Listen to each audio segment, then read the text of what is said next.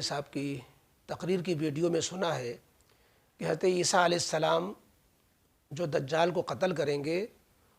وہ دیوبند کی تلوار ہوگی، اس سے قتل کریں گے۔ اور یہ بھی انہوں نے وضاحت میں بتایا کہ وہ تلوار اس وقت شیبی خاندان میں مکہ مکرمہ میں موجود ہے، اور وہ خاندان جو ہے حضرت مہدی کو وہ تلوار دے گا، حضرت مہدی عیسیٰ علیہ السلام کو وہ تلوار دیں گے۔ اس طرح اس تلوار سے پھر عیسیٰ علیہ السلام دجال کو قتل کریں گے۔ اس پر انہوں نے کہا دیکھو دیوبند کی تلوار سے جو ہے دجال قتل کیا جائے گا، تو اس کی تھوڑا وضاحت وہ چاہ رہے ہیں۔ حضرت عیسیٰ علیہ السلام کس تلوار سے قتل کریں گے اس کی صراحت تو کہیں نہیں ملتی، اور اس صراحت کی ضرورت بھی نہیں ہے۔ بس اتنا ملتا ہے کہ کسی دھاردار آلے سے قتل کریں گے، اور ظاہر ہے کہ دھاردار آلہ تلوار ہی ہے،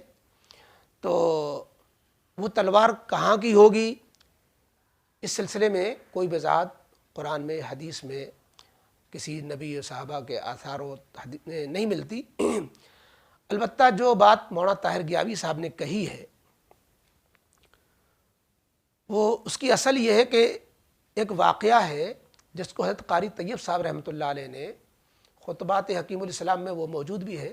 چوتھی جلد میں نبوت و ملوکیت کے عنوان سے واز ہے ان کا، تو خطبات حکیم الاسلام سیٹ میں چوتھی جلد میں ہے۔ تو اس واقعے کو انہوں نے ذکر کرتے ہوئے اس سے نتیجہ نکالا ہے۔ قاری طیب صاحب رحمۃ اللہ علیہ نے جو واقعہ ذکر کیا ہے وہ بڑا عجیب سا ہے، دلچسپ بھی ہے۔ حضرت قاری طیب صاحب رحمۃ اللہ علیہ فرماتے ہیں کہ دارالعلوم دیوبند کے محتمم جو شروع کے محتمم تھے حضرت مولانا رفیع الدین عثمانی رحمۃ اللہ علیہ، ان کے دل میں ایک عجیب نیکی کا جذبہ پیدا ہوا کہ قیامت کے قریب جب حضرت مہدی آئیں گے تو حضرت مہدی کا جو لشکر ہوگا اور وہ عیسیٰ علیہ السلام کے ساتھ مل کر کے جو اس وقت دجال سے جنگ کریں گے تو ان مجاہدین کو وہ ثواب ملے گا جیسے غزوہ بدر کے مجاہدین کو ثواب ملا۔ تو ان کے دل میں یہ جذبہ آیا کہ یہ نیکی اور ان مجاہدین کے ثواب میں ہم کیسے شریک ہو سکتے ہیں۔ تو مولانا رفیع الدین عثمانی رحمۃ اللہ علیہ کو حج کا واقعہ سفر پیش آیا، تو وہ حج کے سفر میں وہ دیوبند سے 3 چیزیں لے کر گئے، ایک تلوار، دوسرے قرآن شریف، تیسرے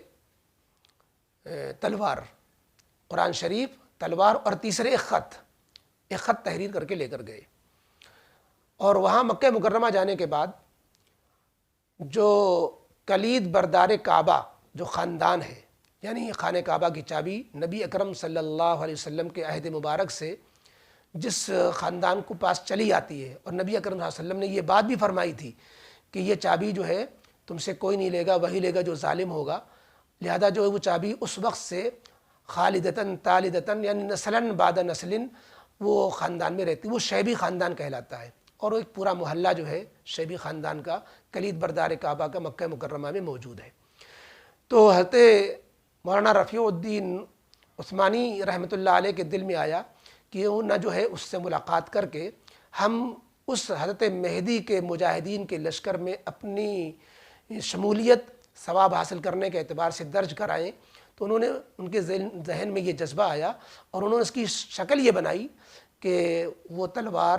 اور قرآن شریف اور وہ ایک خط جو لے کر گئے تھے اس خاندان سے ملاقات کر کے ان کے جو سربراہ تھے ان کے حوالے کی، اور کہا کہ یہ امانت ہے۔ اور یہ آپ کو بتاتے چلیں کہ شیبی خاندان کے پاس لوگ امانت رکھاتے ہیں اور وصیتیں کرتے ہیں، امانتیں ان کو دیتے ہیں، یہ سلسلہ چلا آ رہا ہے پہلے سے، اور اب تک بھی اس کا سلسلہ ہے۔ یہ تقریباً 100 سال پرانی بات ہے جو قاری طیب صاحب رحمۃ اللہ علیہ بتا رہے ہیں۔ تو انہوں نے ملاقات کرنے کے بعد ان سے عرض کیا کہ یہ 3 امانت آپ کے پاس ہیں، اس میں ایک خط تھا، ایک تلوار تھی، اور یہ قرآن پاک۔ اس خط میں یہ تحریر کیا انہوں نے کہ اور یہ کہا ان شیبی خاندان سے مولانا رفیع الدین صاحب نے کہ آپ کے چونکہ خانہ کعبہ کی چابی آپ کے پاس ہے اور رہے گی، حضرت مہدی کا زمانہ آئے گا تب بھی آپ کے خاندان میں ہی چابی رہے گی، حضرت مہدی آئیں گے خانہ کعبہ کا طواف کر رہے ہوں گے، خانہ کعبہ کے اندر جانے کا بھی ان کی تمنا ہوگی تو چابی آپ ہی سے لیں گے۔ تو جب آپ چابی ان کو دیجیے گا حضرت مہدی کو تو یہ 3 چیزیں بھی ان کو دے دیجیے گا، اور 3 چیزوں میں جو ہے خط جب اس میں کیا مضمون تھا اس کو بھی قاری طیب صاحب رحمۃ اللہ علیہ نے اپنی کتاب میں پڑھا ہے، سنایا ہے کہ اس خط میں یہ تھا کہ بندہ رفیع الدین دیوبند کا رہنے والا یہ حج کے موقع پر یہاں آیا ہوا ہے اور یہ قرآن پاک آپ کو ہدیہ ہے، اس کو تو آپ تلاوت فرمائیں گے، ثواب مجھے ملے گا، اور یہ تلوار ہے، چونکہ آپ جو ہے جہاد کر رہے ہوں گے اور جہاد میں آپ کے ساتھ جو لشکر ہوگا اس کو ایسا ثواب ملے گا مجاہدین کو جیسا ثواب جو ہے بدر کے شرکاء کو ملا تھا، تو اس جواب میں ہماری بھی اس جہاد میں ثواب میں ہماری بھی شمولیت ہو جائے، اس کے لیے یہ تلوار ہم آپ کو ہدیہ دے رہے ہیں، یہ اپنے کسی بھی مجاہد کو دے دیجیے گا، وہ اس سے جہاد کرے گا اور مجھے بھی اس کا ثواب مل جائے گا۔ اس طرح جو ہے اس خط میں تلوار کو دینے کے بارے میں لکھا۔ اس میں یہ نہیں لکھا کہ یہ تلوار آپ حضرت عیسیٰ علیہ السلام کو دیجیے گا اور عیسیٰ علیہ السلام اس تلوار سے دجال کو قتل کریں گے، لہذا یہ تو اس میں صراحت نہیں ہے، بس یہ کسی مجاہد کو دے دیجیے گا، ثواب میں شمولیت کے لیے اتنا کافی ہوگا، اور یہ خط آپ کے حوالے ہے۔ تو یہ بات جو ہے یہ وہاں ابھی بھی موجود ہے، اور شیبی خاندان میں وہ خط، وہ تلوار اور وہ قرآن مجید امانتاً محفوظ ہے۔ تو اس بات کو مولانا طاہر گیابی صاحب نے ذکر کیا ہے، اور اسی سے انہوں نے جو ہے آگے یہ اندازہ لگا کر کے کہہ دیا کہ وہ تلوار عیسیٰ علیہ السلام کے ہاتھ میں آئے گی اور دجال کو اس سے قتل کریں گے، لہذا دیوبند کی تلوار سے دجال کا قتل ہوگا۔ تو حالانکہ اس کی صراحت نہ اس خط میں ہے، نہ یہ بات انہوں نے فرمائی ہے، بلکہ قاری طیب صاحب رحمۃ اللہ علیہ نے بھی یہ بات نہیں فرمائی ہے۔ قاری طیب صاحب نے صرف علماء دیوبند کے نیکی کا جذبہ، علماء دیوبند کس طریقے سے جو ہے ان کا ذہن کام کرتا ہے کہ نیکی کا جذبہ، نیکی کے جذبہ کا حصول کیسے ہم نیکی میں شامل ہو جائیں، تو مولانا رفیع الدین صاحب کا خاص طریقے سے کہ ان کے اندر جب وہ حدیث انہوں نے پڑھی حضرت مہدی کے مجاہدین کی فضیلت کی، تو اس فضیلت کو حاصل کرنے کے لیے انہوں نے کیا جتن کیے اس کو انہوں نے تذکرہ کیا ہے، اور یہ ترغیب دی ہے کہ یہ علماء دیوبند کا مزاج ہے کہ وہ نیکی کو چھوڑنا نہیں چاہتے، نیکی میں سبقت کرنا چاہتے ہیں۔ تو بہرحال یہ تو ہم نہیں کہہ سکتے کس تلوار سے وہ قتل کریں گے حضرت عیسیٰ علیہ السلام، لیکن یہ ضرور ہے کہ مولانا رفیع الدین صاحب عثمانی نے جس جذبے کے ساتھ یہ عمل کیا تھا وہ جذبہ ہم سب کو اپنے اندر زندہ کرنا چاہیے۔ بس یہی پیغام ہے، باقی یہ بحث اپنی جگہ چھوڑ دیجئے، یہ کوئی بحث ایسی نہیں ہے کہ جو ہے کس تلوار سے قتل کریں گے۔ اللہ کرے کہ جو ہے وہ وقت جو ہے ہمیں